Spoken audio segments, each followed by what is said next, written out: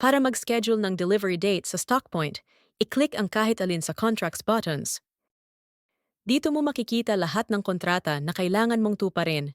Para makita ang detalye ng isang kontrata, i-click ang Show button. Kapag sigurado ka na sa petsa kung kailan magiging handa ang produktong napagkasunduan, pwede ka nang mag-book ng delivery papunta sa StockPoint. I-click lang ang Book Delivery button. Sa Delivery Booking tab, makikita mo ang lahat ng kontrata na may pending na delivery.